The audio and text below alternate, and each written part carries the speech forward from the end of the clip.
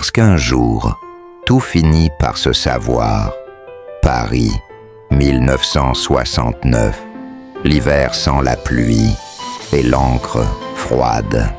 Dans un atelier de couture sans nom sur la porte, une femme apprend à recoudre son propre cœur. Elle s'appelait Claire. Ses mains, 2 hirondelles patientes.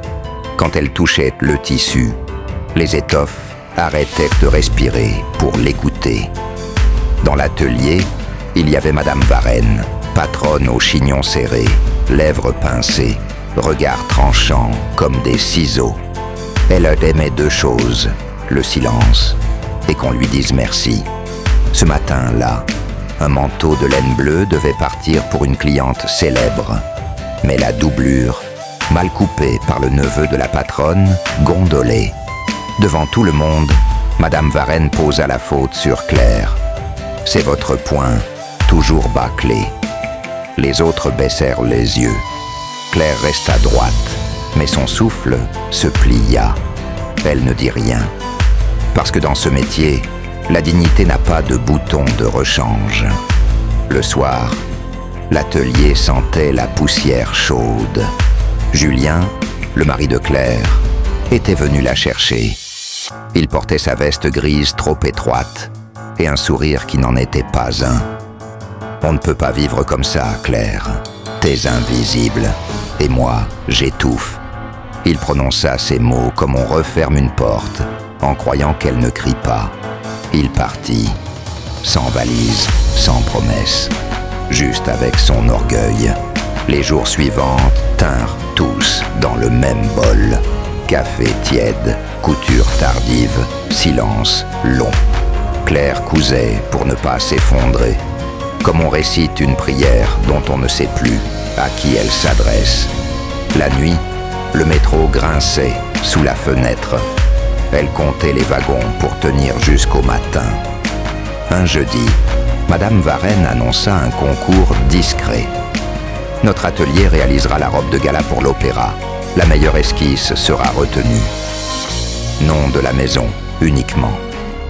Claire rentra chez elle avec une feuille, un crayon et un reste de courage. Les idées ne vinrent pas. Puis la pluie frappa la vitre en lignes obliques. Elle dessina une robe bleue, comme la mer qu'on n'a jamais vue. Une épaule libre, l'autre couverte d'un drapé qui tombe comme un secret. Une taille fine, un mouvement de vague sur la hanche. Quand elle posa le crayon, il était 3 heures. Elle sourit sans témoin et se coucha sans rêve. À l'atelier, Émile, le neveu de la patronne, tourna autour des croquis, comme un chat autour d'un poisson. Il siffla doucement, prit celui de Claire, le glissa sous le sien. Madame Varenne passa, ramassa la pile et lança. « Nous choisirons ce soir. » Le lendemain, l'annonce tomba. « Bravo, Émile. » Les ciseaux claquèrent, les mannequins sourirent. Claire sentit son cœur devenir une épinglette, minuscule, mais douloureuse. Pourtant, elle travailla sur la robe d'Émile, fil par fil, comme si c'était la sienne. Elle corrigea des plis, cacha ses larmes dans la vapeur du fer. Le soir, seule, elle écrivit une lettre qu'elle n'envoya pas. À qui de droit? La vérité à la patience d'une mère. Elle revient toujours, même quand on la chasse. L'opéra brillait comme un fruit trop mûr. Les marches avaient l'air de juger chaque pas. La robe bleue entra, portée par une jeune femme au regard clair. Les murmures se levèrent, comme une nappe d'été. Émile serra des mains.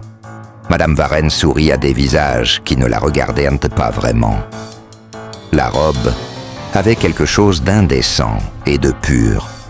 On aurait dit une musique qu'on reconnaît sans savoir d'où elle vient. Un journaliste nota « Étrange modernité, douceur assumée ».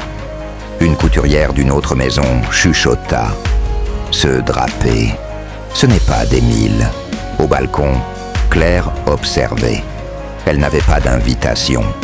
Elle s'était tenue dans l'ombre près des colonnes, une étole grise serrée sur les épaules. À la fin, les applaudissements montèrent et retombèrent. Émile se plaça sous la lumière. Alors, un fil céda. À l'arrière de la hanche, le fameux mouvement de vague se tendit mal. Un pli mal pensé, mal corrigé, celui que seule Claire savait dompter.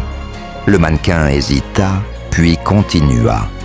La grâce, parfois, tient à une épingle invisible. Dans les coulisses, la jeune femme au regard clair demanda « Qui a vraiment pensé se draper ?» Émile eut un rire léger. Madame Varenne répondit « La maison, mademoiselle. » La maison. La jeune femme tourna son visage vers l'ombre, où Claire rangeait des épingles. « Vous, c'est vous, n'est-ce pas ?»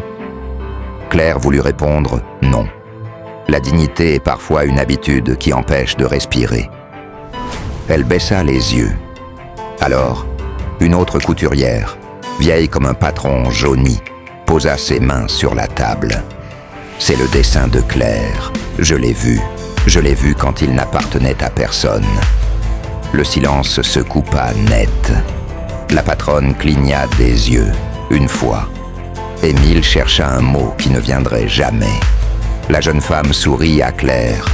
Le monde aime se tromper d'auteur, mais la vérité se faufile, comme un fil de soie dans une couture sombre. Si ce n'est pas cette maison qui vous donne un nom, la mienne le fera. Demain, à 10 heures. Le lendemain, 10 heures. Une verrière inondait l'atelier de mademoiselle Aurore Deligny. Claire posa sur la table son cahier de croquis. Robe bleue, puis d'autres. Une robe crème aux boutons nacrés. Une cape qui tombe comme une aurore boréale, en noir et blanc.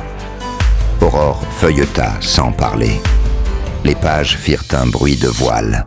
Enfin, vous dessinerez ici, au grand jour. Votre nom sera cousu à côté du mien. Claire hocha la tête, mais ce furent ses larmes qui dirent merci. À la radio, une chanson passait, triste et fière.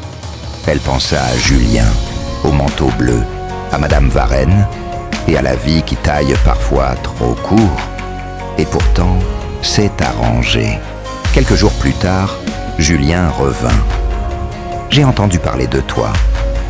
J'ai été bête, Claire. » Elle le regarda comme on regarde une photo trop exposée. On voit, mais on ne reconnaît pas vraiment. « J'ai appris à tenir droite la ligne du milieu, » dit-elle, sans couture visible. Il baissa les yeux. Elle n'en voulut pas à la vie de lui avoir prêté sa voix. Elle avait simplement changé de musique. La première eut lieu un soir de printemps. Sur l'invitation, on lisait « Deligny et Claire aiment ». Deux noms, un fil. La nouvelle robe bleue, pas tout à fait la même, avait un secret dans le pli de la hanche. Une broderie à l'intérieur, invisible pour le monde, où l'on pouvait lire « À toutes celles qu'on a fait taire ». Les flashs crépitèrent. Les applaudissements sortirent du velours rouge comme des oiseaux de nuit. Claire inspira. Le monde, soudain, avait la bonne taille.